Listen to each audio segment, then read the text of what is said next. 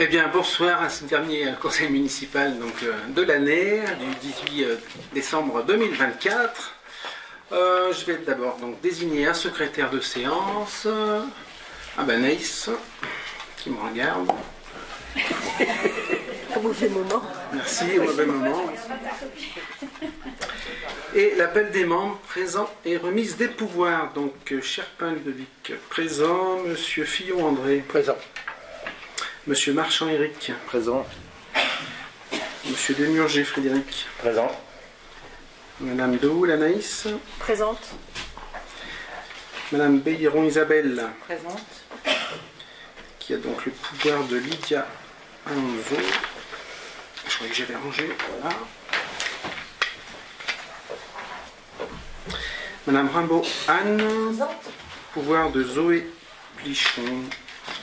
Qui est là. Donc Monsieur Michelot, Jean-Michel, excusez, pouvoir à Joël Dino.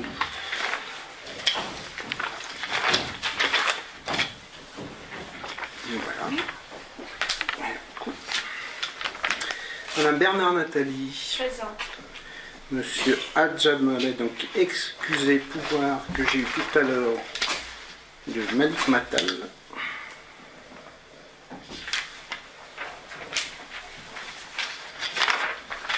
Ensuite, Madame Mercier Ophélie. Donc, Monsieur Dino Joël. Présent. Madame Régis. Présente. Monsieur Gueffier Franck. Madame Aubertin Anita. Présente. Donc, Madame Gauchon Pascal, excusez, pouvoir à Nathalie Buisson. Voilà. Et je dois avoir celui-là en double, on dirait. Ensuite, Monsieur Moreau, donc absent. Monsieur Malik Matal. Présent. Madame Buisson Nathalie, donc absente pouvoir de Pascal Gauchon. Non. Ah, pardon, excusez-moi. Je mélange les passes.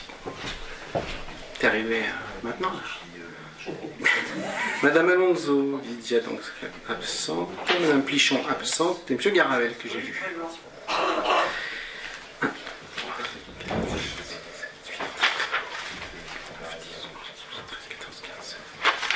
Donc 16 présents.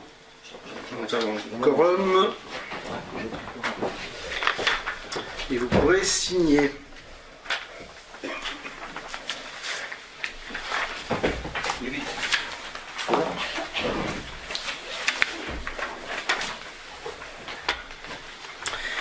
Donc, le point numéro 1. Donc, nous allons approuver le procès-verbal donc, de la séance du 22 novembre 2024 que vous avez dans vos pochettes. Voilà, si vous avez lu tout ça et si vous n'avez rien à redire, on va pouvoir passer au vote.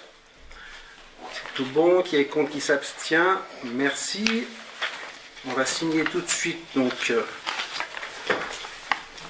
cette approbation. S'il y en a qui disparaissent, ça sera fait. Hop.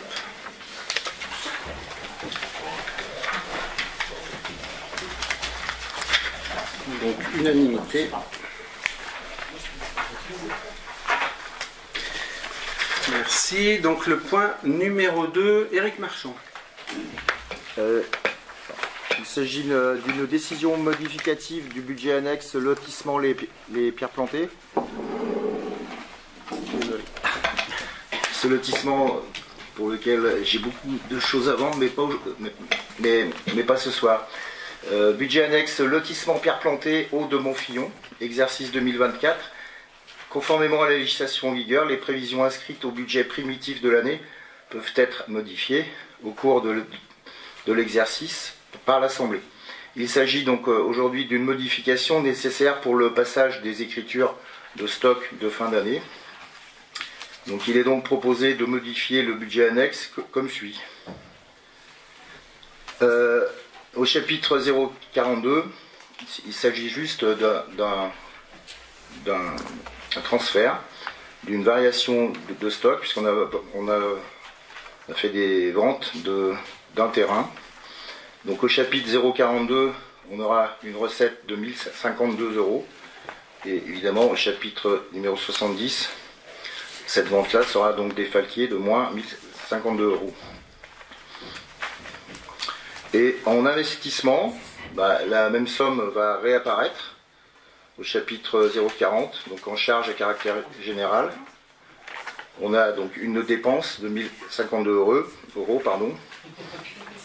Et au chapitre 16, sur les emprunts et dettes, on a une dépense de moins 1052 euros, ce qui équilibre ce budget. Merci. Des commentaires? M. Michelot n'est pas là, il n'en fera pas. On passe au vote. Qui est contre, qui s'abstient? Merci. Point numéro 3, donc c'était M. Michelot. Est-ce que quelqu'un veut lire? Il veut faire le rapporteur. M. Gueffier. Allez. Donc le point numéro 3, décision modificative numéro 2 du budget principal commune exercice 2024. Conformément à la législation en vigueur, les prévisions inscrites au budget primitif de l'année peuvent être modifiées au cours de l'exercice par l'Assemblée délibérante. Cette modification concerne la section de fonctionnement pour la prise en charge des frais du personnel avant la fin de l'année et d'une prévision de provision C6817 telle qu'elle a été demandée par les services de la trésorerie. L'équilibre se fait par l'inscription de remboursement d'indemnités journalières dans le cadre des arrêts maladie C6419 et réduction d'une dépense C673 dont les crédits ne seront pas utilisés cette fin d'année. Elle concerne également la section d'investissement afin de prendre en charge des dépenses de la commune pour le compte tiers dans le cadre des procédures de mise en sécurité. L'inscription du coût des travaux se fait en dépenses et à l'identique en recettes pour refacturation aux divers intéressés. Le conseil municipal, vu le rapport présenté, après avoir délibéré, décide d'approuver les modifications budgétaires suivantes. Alors, au chapitre 012, charges de personnel et frais assimilés pour les cotisations CNFPT et CDGFPT, en dépenses 5 000 euros. Et au chapitre 13, atténuation des charges, remboursement sur rémunération du personnel, en recettes 5 000 euros. Au chapitre 76, charges spécifiques, titres annulés sur exercice antérieur, moins 445 euros. Au chapitre 68, dotation aux prévisions de dépréciation, plus 445 euros. En section investissement, opération pour des comptes tiers,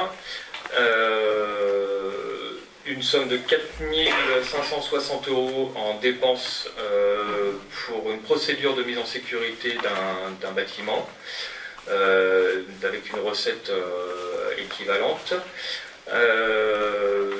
Une autre somme de 1320 euros, pareil pour une procédure de mise en sécurité avec une dépense et une recette.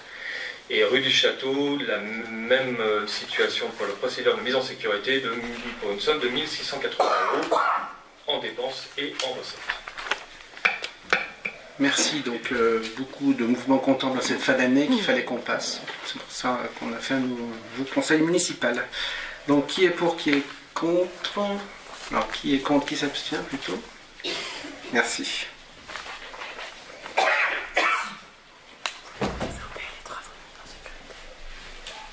Ah mais si tu veux dire un mot, tu peux rajouter, on a voté, mais bon, vas-y. Oui, non. Excuse-moi, j'étais un peu... Non, c'est pas, enfin, ça changera pas le vote. Enfin, je pense pas. C'est juste pour expliquer un peu tous les sujets que vient d'expliquer Franck dans la section investissement et notamment les procédures de mise en sécurité. Je pense que c'est intéressant de dire qu'on a mis en demeure certains propriétaires de la commune d'effectuer des travaux sur leurs bâtiments qui sont parfois en péril et que ces propriétaires ne s'y sont pas soumis et que donc c'est la collectivité qui va se substituer pour que les travaux soient faits et qu'ensuite la collectivité sera remboursée de ces travaux engagés. Voilà. Merci, effectivement c'est intéressant de le rajouter. D'autres commentaires? Eh bien, point numéro 4, M. Desnurger. Provision pour créances douteuses. En application des principes de prudence et de sincérité, toute entité publique locale appliquant l'instruction budgétaire et comptable M57 a l'obligation de constituer une provision dès l'apparition d'un risque avéré et une dépréciation dès la perte de valeur d'un actif. le taux minimum de provision de créances douteuses est fixé à 15%. Après échange avec les services de la trésorerie, un état de provisionnement des créances nous a été transmis en prenant en considération les créances de plus de 2 ans, créances allant de 2014 à 2022, ce qui représente une somme totale de 16 309 € et 1 centime au 31 décembre 2024. En 2023, nous avions déjà constitué une provision à hauteur de 2 178 €. Au vu des éléments communiqués, il convient donc aujourd'hui d'ajuster cette provision. Les créances douteuses actuelles étant de 16 309 € et 1 centime, la nouvelle provision doit être portée à 2 609 € et 44 centimes, soit 16% des créances douteuses en cours. La nouvelle provision pour l'exercice 2024 est donc arrêtée à 431 € et 44 centimes. Proposition de délibération. Le conseil municipal, vu le rapport présenté, après en avoir délibéré, décide d'accepter l'ajustement de la provision au compte 6817 au titre de créances douteuses, de fixer à 431 € et 44 centimes le montant de la provision pour l'exercice 2024, de préciser que cette provision sera réajustée chaque année en fonction de l'évolution du risque d'irrécouvrabilité des créances concernées, de préciser que les crédits nécessaires aux écritures comptables sont prévus au budget principal 2024, d'autoriser le maire ou son représentant à signer tout document nécessaire à la bonne exécution de la présente délibération.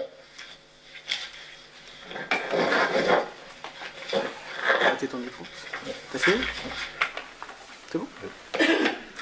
Merci. Donc pour les créances douteuses, en fait, lorsqu'une entreprise ou une collectivité, donc malgré tous ses efforts et process mis en place, ne parvient pas à obtenir donc le paiement d'une créance et que celle-ci semble compromise, on considère cette créance comme étant douteuse. Voilà. Donc on met au vote s'il n'y a pas de commentaires. Qui est contre, qui s'abstient? Merci. Unanimité. Point numéro 5, André Fillon.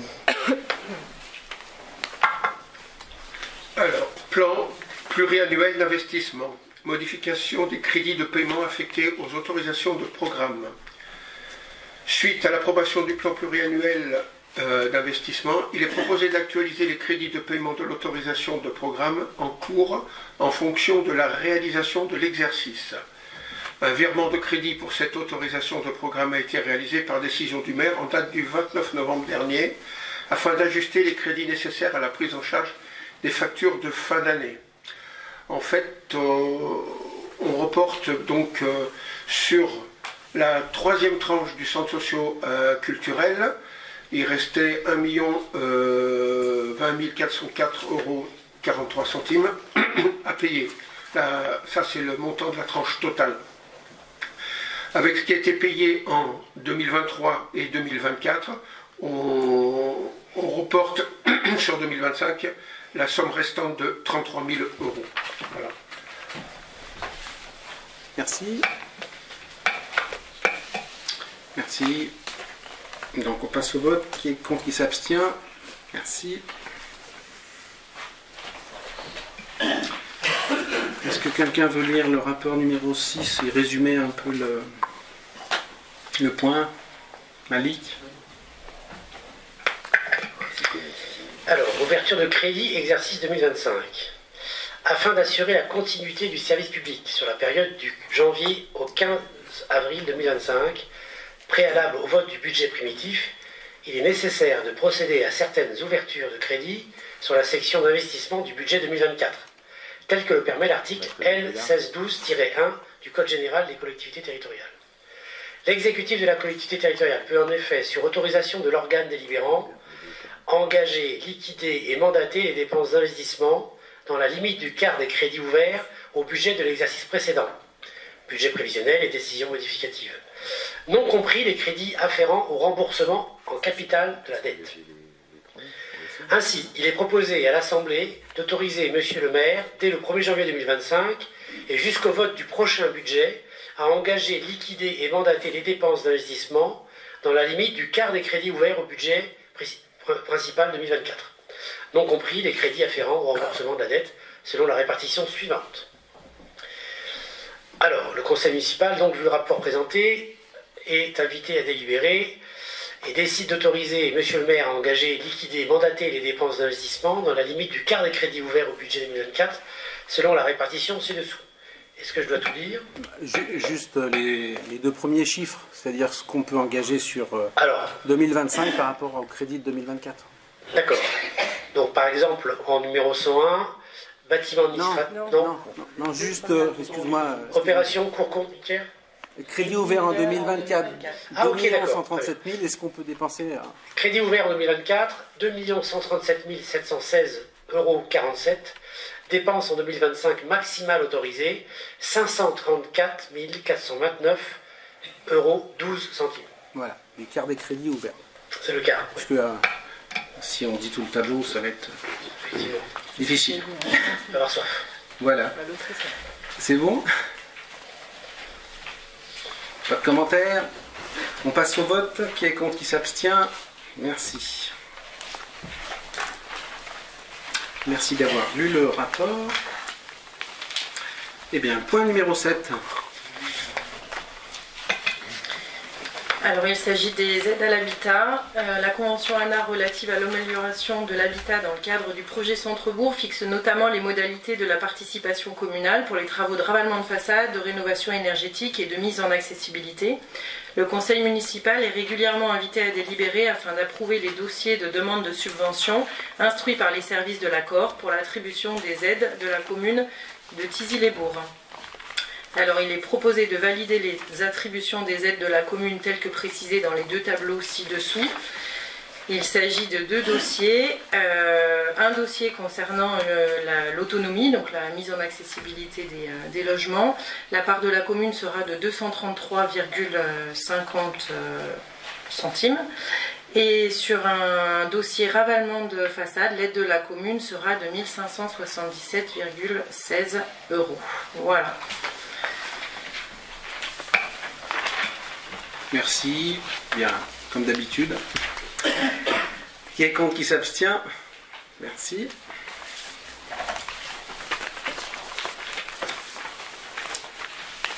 Alors.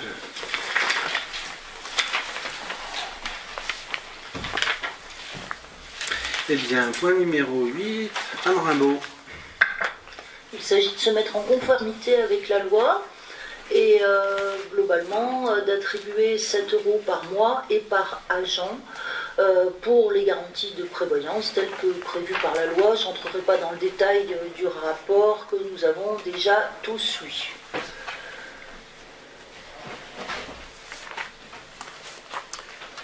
Merci. Donc, c'était du 8. Hein. Donc, le conseil municipal, vu le rapport présenté après en avoir délibéré, donc décide d'augmenter le niveau de participation financière de la collectivité à hauteur de 7 € brut par agent par mois, la couverture de la cotisation assurée par chaque agent qui aura souscrit un contrat risque prévoyance, et de prévoir l'inscription au budget de l'exercice 2025 des crédits nécessaires à la mise en œuvre de cette délibération. Qui est contre, qui s'abstient? Merci. Point numéro 9. Isabelle.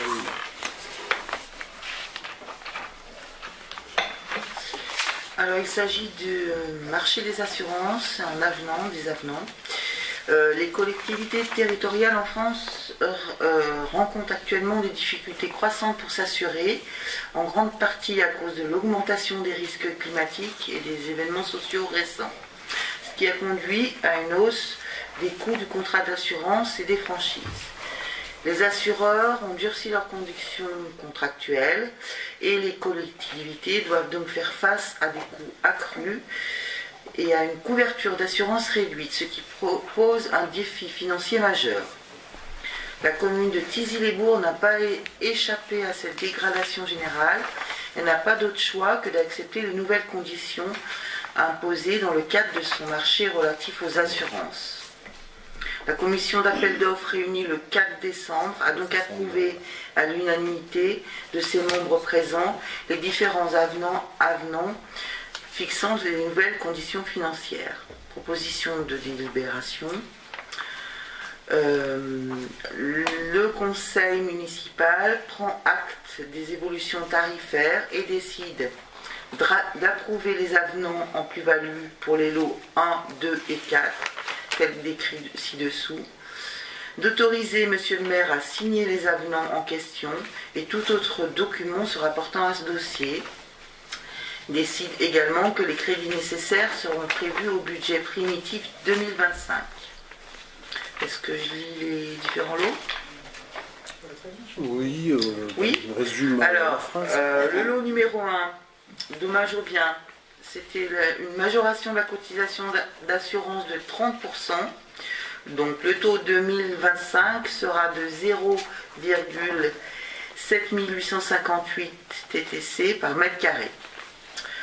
Ensuite, une hausse de la franchise générale à 2000 € par sinistre, sauf pour les garanties incendie, événements climatiques, événements naturels à caractère exceptionnel hors catastrophe naturelle.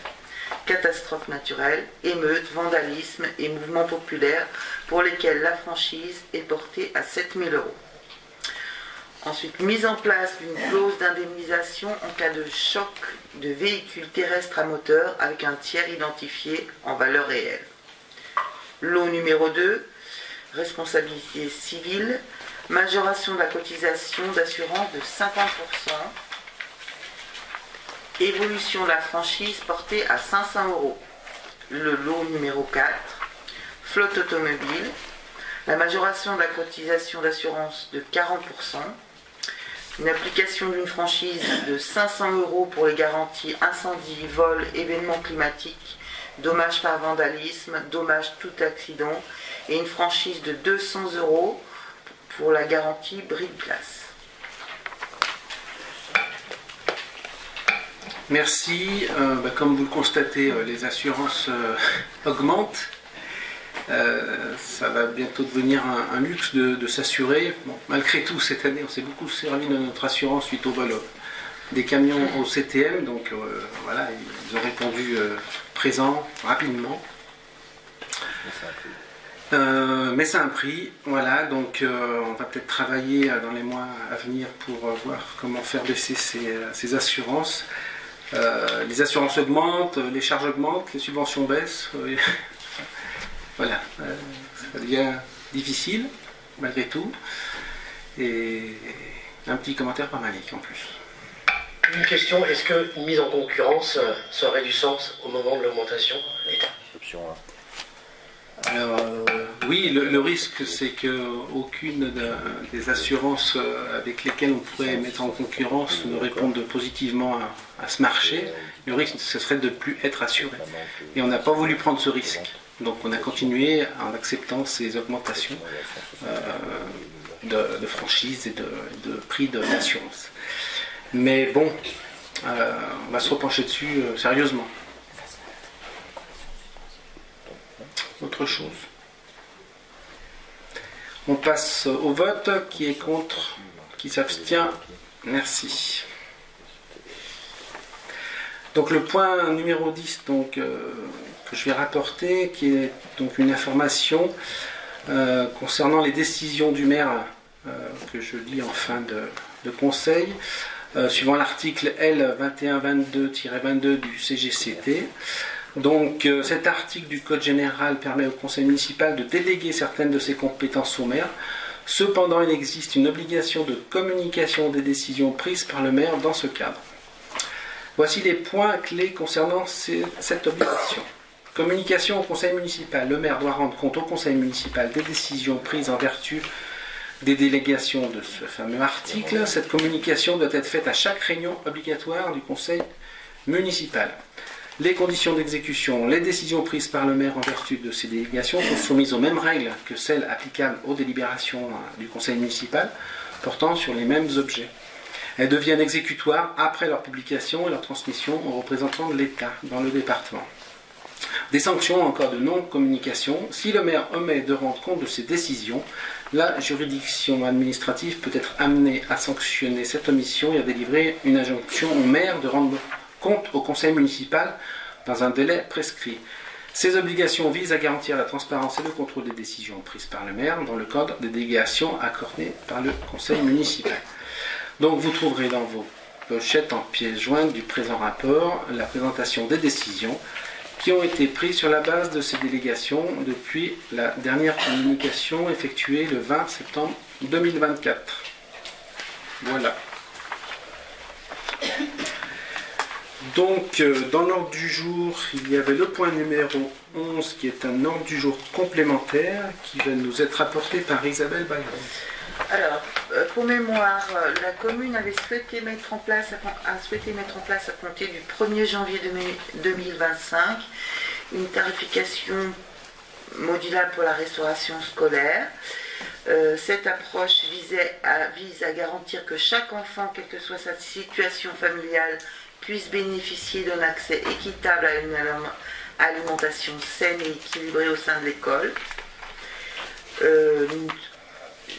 Donc, nous avons décidé, nous avons voté lors du conseil municipal du 20 septembre 2024 des tarifs que je peux vous rappeler qui sont en fonction de la tranche du quotient familial. Il y a 3 tarifs. Donc, quand la tranche du quotient familial est de 0 à 1000, le tarif du repas sera de 1 euro. Quand la tranche du quotient familial est de 1001 à 1500, le tarif du repas sera de 2,40 euros. Et au-delà de 1500, le tarif du repas sera de 3,70 euros. Or, il s'avère qu'aujourd'hui, que nous rencontrons sur Tizy-les-Bourgs quelques cas d'enfants scolarisés et hébergés en famille d'accueil, pour lesquels il est très difficile de prendre connaissance du quotient familial des parents, et parfois impossible. Et par ailleurs, dans le cadre de placement judiciaire d'un enfant de moins de 12 ans dans les structures ou les familles d'accueil sur Tizy-les-Bourgs ou les communes limitrophes, les frais notamment liés à la scolarité et au périscolaire sont pris en charge par les services du département. Ce constat fait, il est donc nécessaire, au vu de la situation particulière des enfants pris en charge par les services départementaux de la protection de l'enfance, de décider d'une tarification spécifique, uniforme, qui ne soit pas reliée aux revenus des parents. Ainsi, il vous sera proposé pour les repas scolaires des enfants pris en charge par les services départementaux de la protection de l'enfance pour l'année 2025 et les années à venir d'appliquer le tarif uniforme suivant, soit le tarif correspondant au tarif minimum de la délibération numéro 2024 04-55, soit 1 euro par élève et par repas. Enfin, ce projet de délibération n'ayant pas été annoncé dans les délais avec la convocation du conseil municipal et compte tenu de l'urgence, je vais donc vous proposer dans un premier temps de bien vouloir délibérer afin d'accepter de rajouter ce point à l'ordre du jour. Proposition de délibération, le conseil décide d'accepter, de compléter l'ordre du jour de la séance afin de permettre à la suite de la nouvelle tarification sociale adoptée par la délibération numéro 2024-04-55 du 20 septembre 2024, afin d'appliquer également à compter du 1er janvier 2025 et les années à venir un tarif uniforme spécifique pour les repas scolaires des enfants pris en charge par les services départementaux de la protection de l'enfance. Merci, comme ça on n'aura oublié personne, et puis ça démarre bientôt. Donc qui est contre, qui s'abstient? Merci. Et on va pouvoir donc passer au point numéro 12.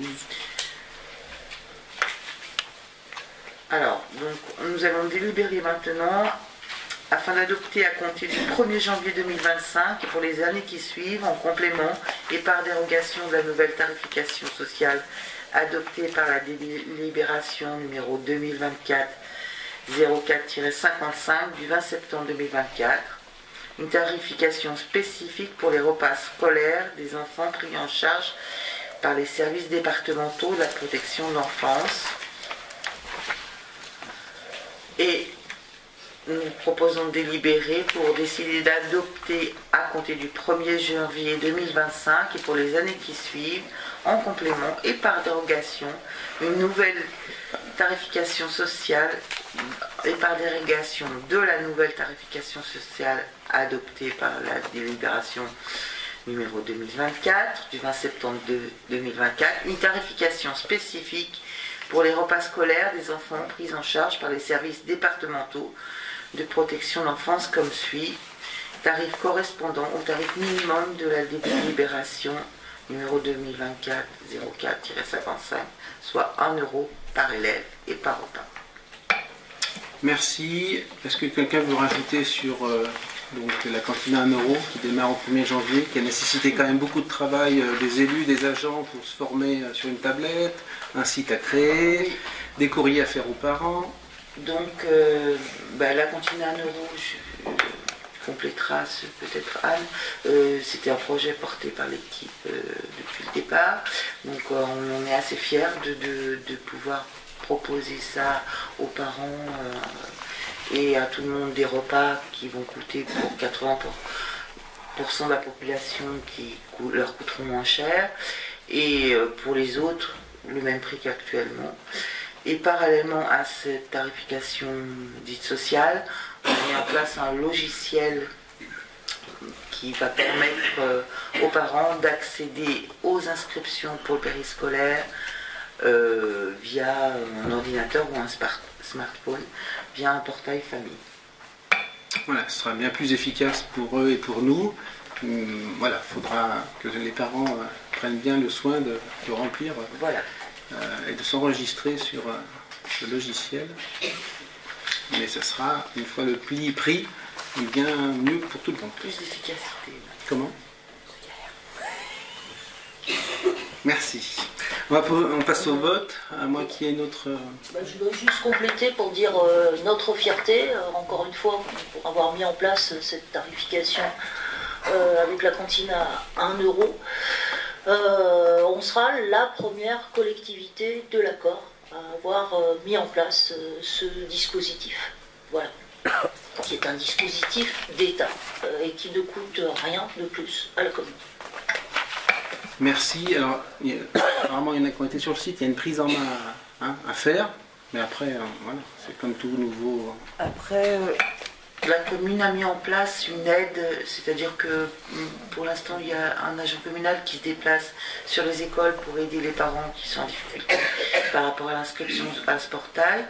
Et il y a un numéro de téléphone à la mairie pour les gens qui le souhaitent, pour les aider à s'inscrire sur le portail famille. Après, il me semble que maintenant, les liens avec les collèges ou les écoles, c'est... Pour les enfants, c'est tout dématérialisé. On va voir les notes, je ne me rappelle plus du nom du logiciel pour les enfants. Pronote pour voilà. Les collèges. Donc, normalement, c'est plus compliqué. Voilà, on vous en reparlera une fois que tout ça sera mis en place. Donc, il ne me semble pas qu'on ait voté, si je sais plus. Non, on n'a pas voté. Qui est contre, qui s'abstient? Merci. Donc on a un nouveau point, donc c'est une subvention exceptionnelle pour Mayotte, donc qui a été vue ce matin, donc on rajoute à l'ordre du jour de ce conseil municipal Anne Rimbaud.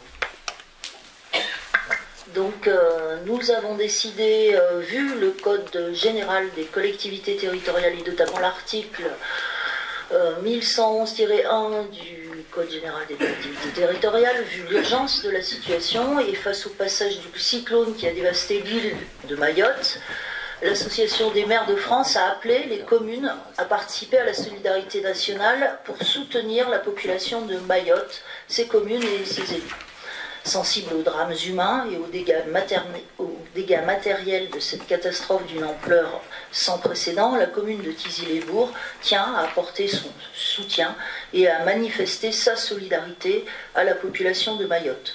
Aussi, il est proposé au conseil municipal que la commune de Thizy-les-Bourgs contribue à venir en aide aux victimes du cyclone à Mayotte de la manière suivante: soit un don d'un montant de 500 € à la Croix-Rouge et un autre don d'un montant identique à la protection civile. Les RIF de la Croix-Rouge et de la protection civile sont joints à la présente délibération. Et après avoir entendu ce rapport, il est demandé à l'Assemblée d'approuver ce soutien à la population de Mayotte et d'habiliter Monsieur le maire à signer tout document relatif à l'exécution de la présente délibération. Malik. Bon, c'est un peu de provocation, mais on pourrait envoyer une copie de cette délibération à notre Premier ministre qui n'a pas compris l'importance de la solidarité infranationale. Voilà, on souhaite... Oui. En complément à cette donc, délibération, vous savez qu'on a une ressortissante de la commune qui vit à Mayotte, qui y travaille. Elle n'a rien, elle est saine et sauve. Elle héberge dans un bâtiment, elle, en dur, des collègues infirmières. Et ses camarades, donc, qui sont donc à Tizi, sont venus donc à la mairie pour essayer de mettre en place un dispositif un peu donc solidaire. Faire un chèque, c'est très bien, mais avec un peu plus de solidarité, de sensibilité. Les gens à Mayotte, ils ont besoin donc d'argent, c'est sûr. Les organismes, ils ont besoin qu'on leur sourie, qu'on rigole, donc avec eux. Et c'est dans ce cadre-là que va être mis en place par ces jeunes filles et ces jeunes gens des actions donc solidaires. On a prévu, nous on est là juste pour donc faciliter, on ne récupère rien du tout. On a prévu une projection à la salle des fêtes, au cinéma, on ne sait pas encore, de photos de cette jeune fille qui est à Mayotte, avant, après, pas des photos qu'on voit sur BFM ou autre, des photos d'elle, de ce qu'elle voit de sa fenêtre, pour donc sensibiliser ses copains, ses copines, nous les parents de ses copains et ses copines, en l'occurrence, et vous tous, la population. Voilà, donc un premier événement en janvier, donc autour du 2 ou du 3, et puis d'autres après, des cours de danse, des participatifs, on enverra une vidéo, enfin c'est pour faire rire un peu ces gens qui sont donc actuellement qui n'ont plus rien. Voilà un petit complément pour remettre un peu de baume au cœur à ces gens-là. Ces gens-là, c'est pas une expression que j'aime bien dire, mais c'est un département de français, oui, tu l'as dit.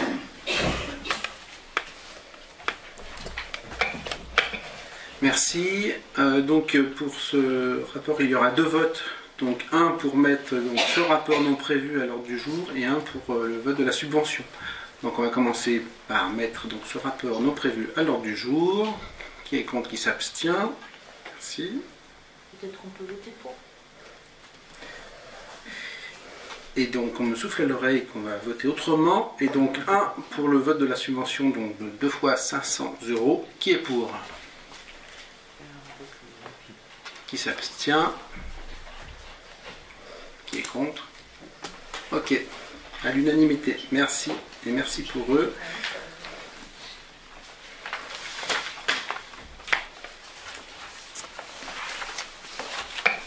Voilà, on a épuisé tous les rapports de ce conseil. On va donc passer aux décisions du maire, dont je vais vous résumer quelques éléments intéressants. Donc, en ce qui concerne la location des biens communaux, notamment donc pour la résidence senior, depuis donc le 1er octobre, 27 septembre plutôt, on a 5 contrats de location donc, qui ont été signés par ces nouveaux locataires et par moi-même.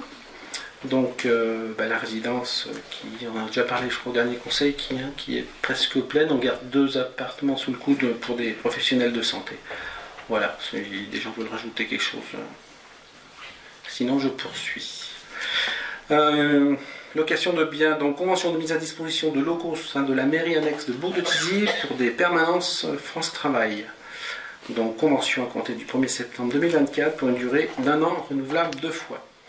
Le renouvellement de la convention de mise à disposition du logement situé à l'école Le Coquillage entre la commune et le CHBV pour l'accueil des médecins. Après, on a des renouvellements et ventes de concessions dans les cimetières comme d'habitude. Des remboursements de sinistres.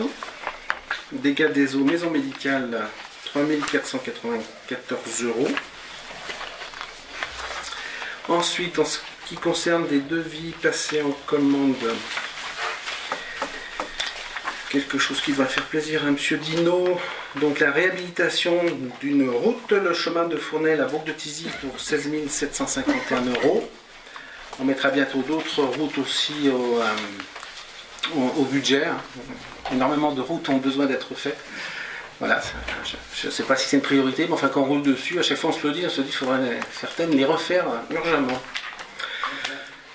Fourniture et livraison de sapins de Noël ainsi que de guirlandes lumineuses en plus cette année pour illuminer nos différents villages et donner du sourire aux enfants et aux adultes pour 2000 € de sapins et 1900 € de guirlandes lumineuses. Voilà, le reste étant des dépenses courantes.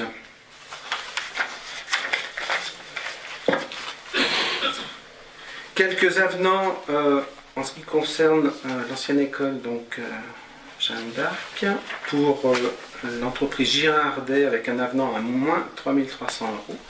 Forest Décor, la plâtrerie, plus 1836 €. Au bonnet pour des sols souples, moins 2530 €. Et Tébélec en électricité, plus 767 €. Voilà pour les décisions du maire. Donc, après communication des élus, alors déjà pour le 8 décembre, peut-être un point sur ce qui s'est passé et le marché de Noël. Ça s'est très bien passé, malgré la pluie et le vent. Il y a quand même eu du monde, mais enfin moi je suis très satisfait des gens et des sourires et des gens croisés, voilà. Après avec un temps plus sec, ça aurait été peut-être plus sympathique, mais hein, apparemment les commerçants étaient contents dans les chalets, donc voilà. Tu sais pas comment passer au sujet suivant. Les commerçants qui sont venus étaient très contents, ils ont même déjà demandé de se réinscrire pour l'année prochaine. Sachant que cette année, c'est pas la municipalité qui s'est occupée du marché, c'est quand même le comité des fêtes, enfin une partie du comité des fêtes de Bourg-de-Thizy, comité des Maurice, qui s'en est occupé. Moi je n'y suis pas pour grand chose cette année. Voilà.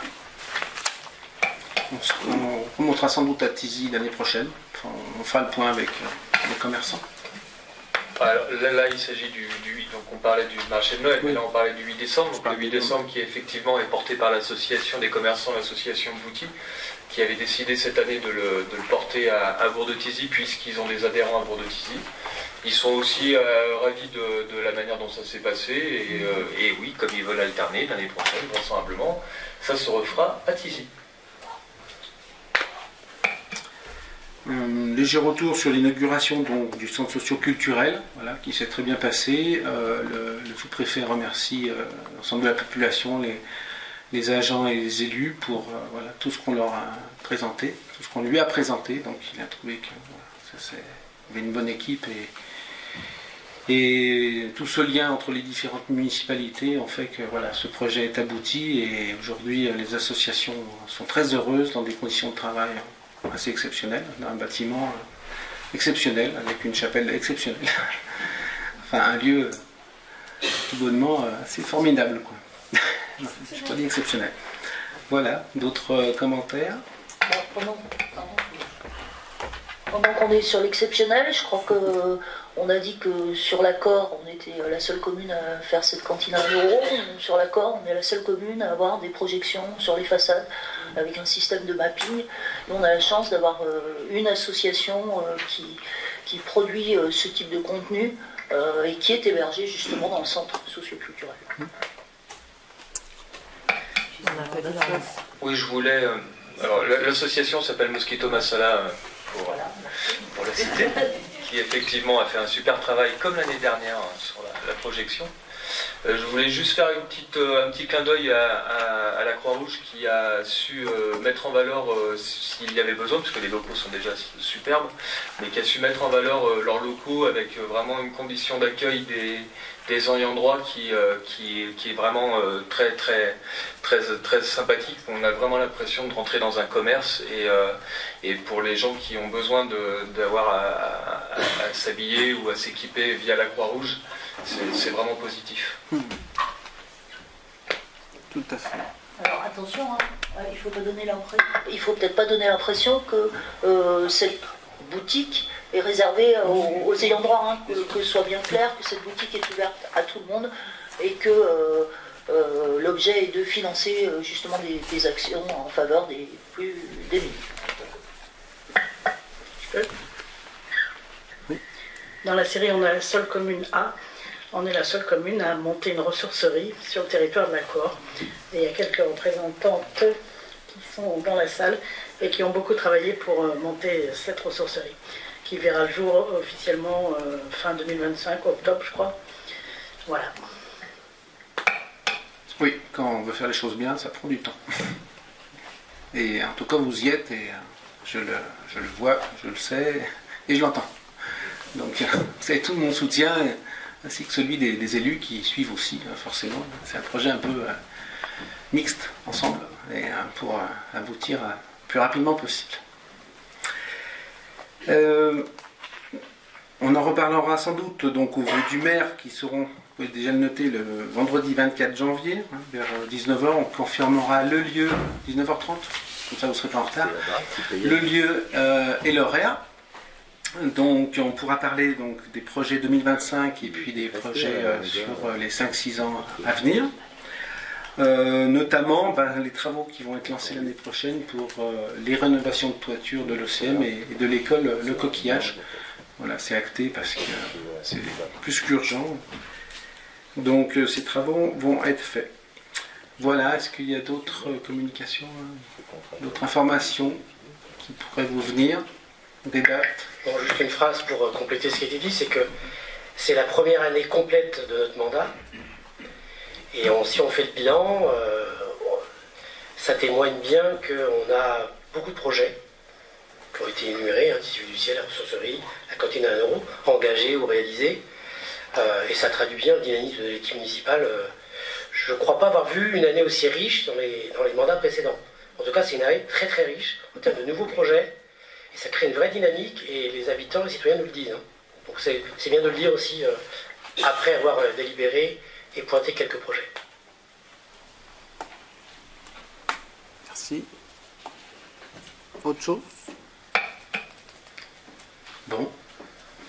Eh bien, je souhaite à tous les habitants de Thizy-les-Bourgs, aux agents de la commune, à mes élus, donc de passer de bonnes fêtes de fin d'année, de bien vous reposer parce que l'année prochaine va être encore plus dure que celle-ci.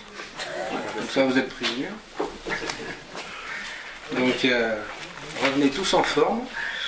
Et puis, voilà, je vous propose le verre de l'amitié à ceux qui sont venus nous écouter. Et je vous remercie pour cette année qui a été riche et intense. Merci.